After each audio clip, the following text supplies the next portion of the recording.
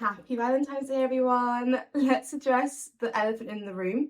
What am I wearing? Well, I'm wearing a hoodie, loud and proud. It is literally in your face Valentine's Day themed. It's got like red, pink, white hearts all over, genuinely all over. And I'm here for it. I love it. I think it's given all of the things it needs to give for Valentine's Day. And my mum bought this for me for my birthday because she still thinks I am her baby, which I am. And she wants to keep me nice and warm. And so she thought, love hearts, red, pink, Deb. So this is the vibe. I did want to wear something cute and I thought, you know what? What is cuter than a hoodie? Today I've got a really fun video because I'm going to be giving you all 10 book recommendations, and I've kind of organised them into categories. I've got 10 categories and 10 books, and I've really tried not to repeat the authors as well, but I've cheated maybe once for that. But I think I've covered a lot of ground here, so if you're not really into romance, there'll be a book for you. If you love romance, there'll be a book for you as well. If you want your heart to be broken, again, got you covered. Let's start with category number 1. So for enemies to lovers, I have got Beach Read, and Beach Read is a really quick and easy fun read. It is kind of a literary fiction as well as enemies to lovers, and it is focused on two writers, January and Gus, and Gus is such a good book boyfriend. And this book is really popular in the booktube community. Emily Henry is really well known for writing her romance books. I am yet to read another Emily Henry book, but I am intrigued. I gave Beach Read a 4-star, and it's not just focused on romance. So our main character is going through some grief and she's working through some family problems. There's also a really pretty scene there by the beach, and they are also authors, so it's really quite cool reading a book about authors and their writing process. And it's quite funny as well because Gus isn't really aware that they're enemies, but according to January, there's a few things that went on in the past that has made them rivals, but obviously they get together, they get close, and things start to develop in a pretty romantic way, I would say. The premise of this book is basically that they are both trying to sell their novels by the end of summer, but they both have writer's block, so they think, do you know what, let's swap genres. January is very much a romance writer, where Gus is more a mystery, would you say? I can't really remember what he kind of writes, but he writes very dark stories. And so they swap genres, and to swap genres, they have to create these dates and scenarios for them to really immerse in these genres. So of course, what is classic in a romance? A meet cute. So January sets up a date, I guess, where a meet cute could happen, and it is kind of funny. I think this is a solid read for anyone who loves the enemies to lovers trope, but also wants a little bit more than just that trope in their book.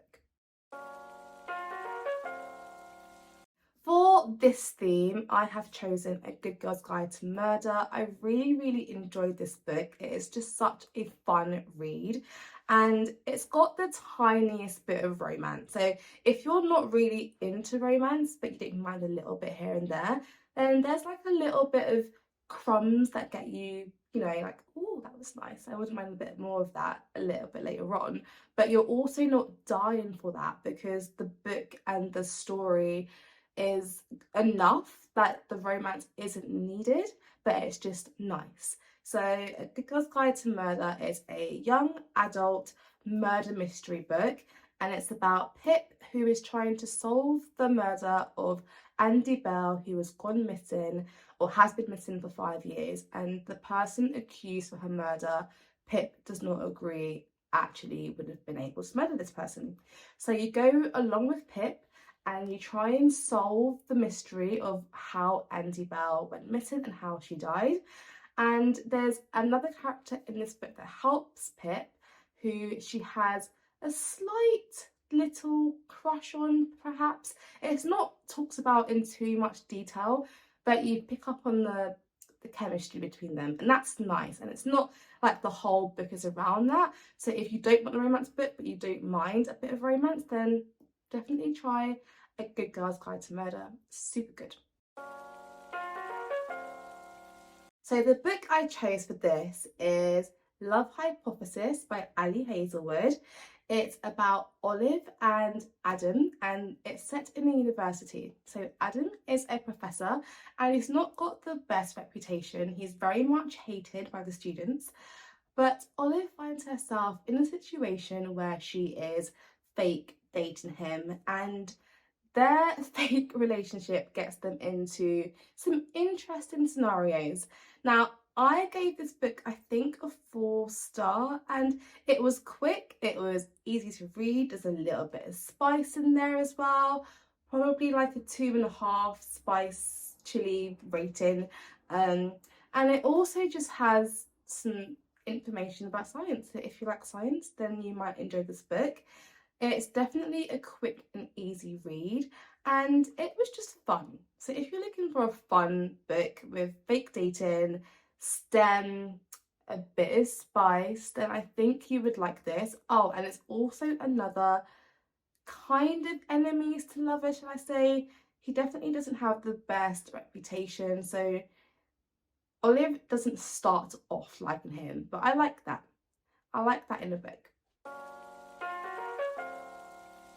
So for this book, I'm not entirely sure if it actually is a historical romance, but I think it is. So it's Evelyn Hugo, or The Seven Husbands of Evelyn Hugo, should I say, by Taylor Jenkins Reid. And it's set in the 1950s, right? Because Evelyn Hugo was a huge superstar in the 50s. And we kind of look at the span of her life from when she started being an actress and her journey to that, to her in present time as an elderly woman. And so it is historical in the sense that you're looking at her journey of her life, and also it was in the 50s as well. So I think it kind of meets this category. And honestly, this book is such a good book. It's romantic and it's sad and it's entertaining, and it also just tackles some really big topics that are really important. And I think I've mentioned this in my other videos, but I don't want to give too much info on this book because I went into it blind and I think I enjoyed it so much because of that. But yes, if you want a book that's got some really interesting themes in there, it's also set in the 50s, so you kind of get to see some historic, I don't know, nods, I guess, to things that happened in that sort of time frame. And also, if you just want a book that, if you would like to listen to it in audiobook, would be amazing, then this is a great pick. Why do I feel like a lot of you just clicked this timestamp to get to this part of the video? If you did, no judgment. The book I've got for you is Birthday Girl by Penelope Douglas. Now, me and Penelope have a little bit of beef going on after I read Credence, because that book did scar me a little bit, to be honest. Like, a step family romance was just a lot. But this book is also forbidden romance. It's also got the smut, but it's done a bit better because it's not just ridiculous, in my opinion. I mean, it is ridiculous, don't get me wrong. It's a 19-year-old girl and her boyfriend's dad, but if you like forbidden romance and if you like a little bit of smut or a lot of bit of smut, then you probably will enjoy this book. I gave it a 3-star, I believe, and it's basically about a girl and her boyfriend's dad. So you can see how it's very much forbidden. So this book is about Jordan. She has moved in with her boyfriend's dad and her boyfriend, and she started to develop some feelings for him and he her. So this book is a dual perspective book. You get both perspectives from Jordan and Pike. It's definitely forbidden, it's definitely raunchy and spicy, To be honest, I'm not really sure if there's much of a storyline here. It's more focused on the element of them having a forbidden romance. It's not my favourite book. I wouldn't read it again, but if you love forbidden romance and you love spice, then I think you'll enjoy this book. I definitely had to have a romantasy book here. So we have got Divine Rivals by Rebecca Ross, and this book is for those of you who just love a romance and beautiful writing, who just want to read love letters and just old school wholesome romance, but in the landscape world fantasy. So this book is about Iris and Roman and a magical typewriter. I've spoken about it before in a few videos, so I won't go into too much depth about it, and I'm sure a lot of you know about it already.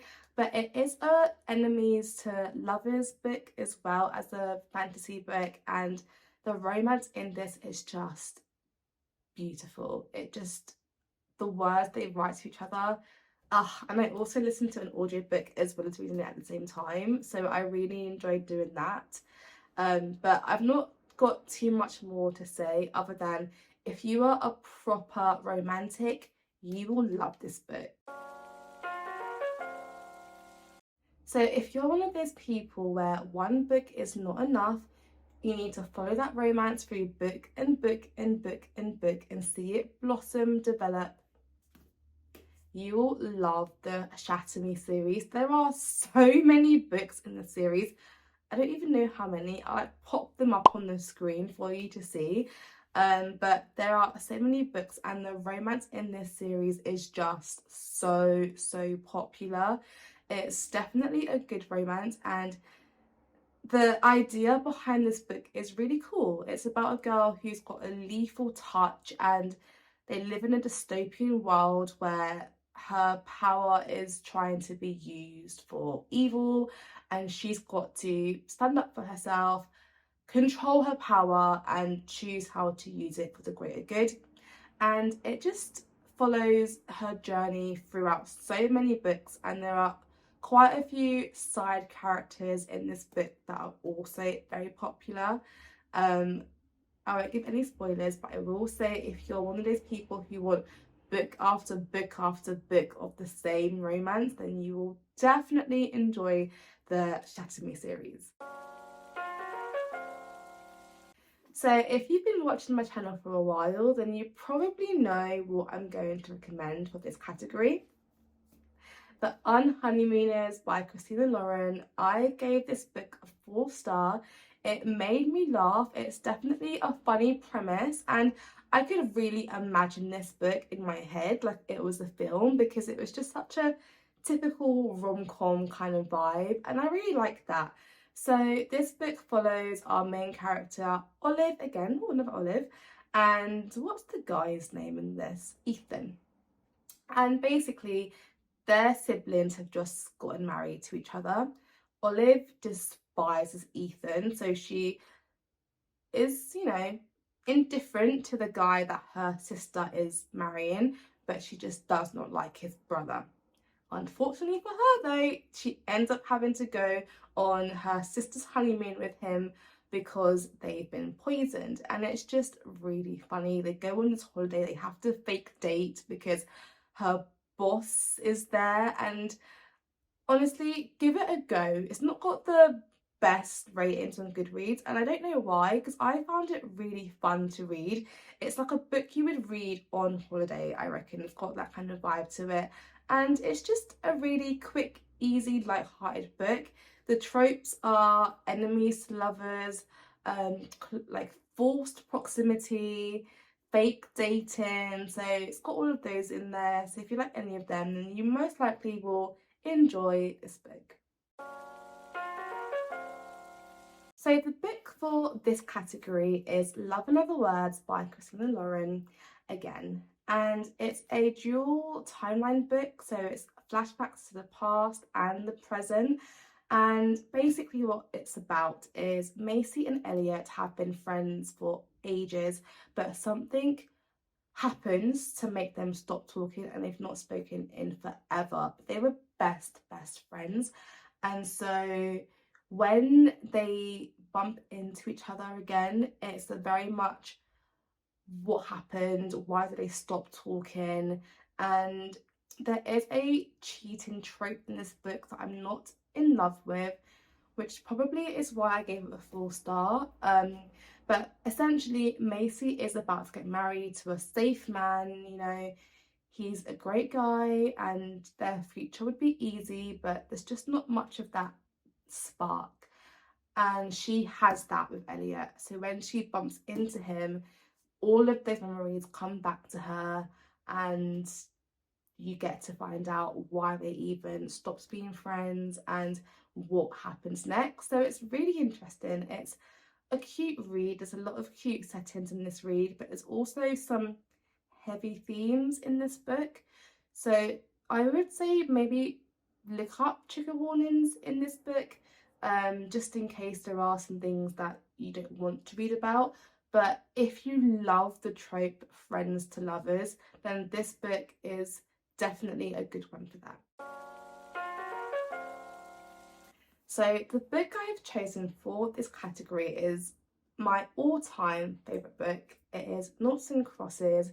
Now, please do not be put off by the word heartbreaking. Whilst it is a heartbreaking story, your heart probably will be broken at many different points of this book.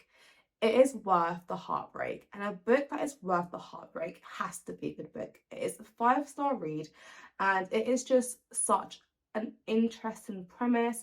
It's got really important topics in it, and honestly, if you haven't read it, then you need to read it. So this book is about Seffi and Callum.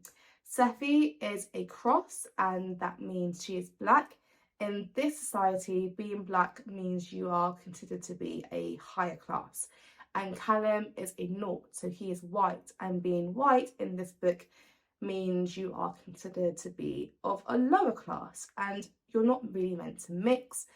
The education system is really terrible for people who are not, along with, you know, job prospects and just life as a whole. However, these two grew up as friends because Callum's mum worked for Seffi's mum.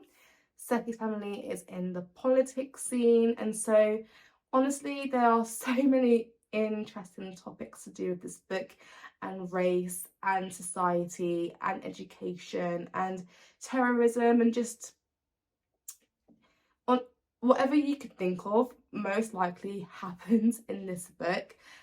And it's also a dual perspective, so you get Seffi's perspective and you also get Callum's perspective, and it honestly adds so much to the story.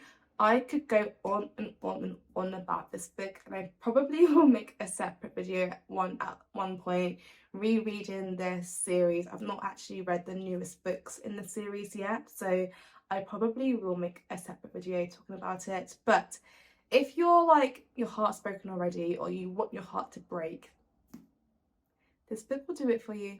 It will break your heart, and you probably will never be the same.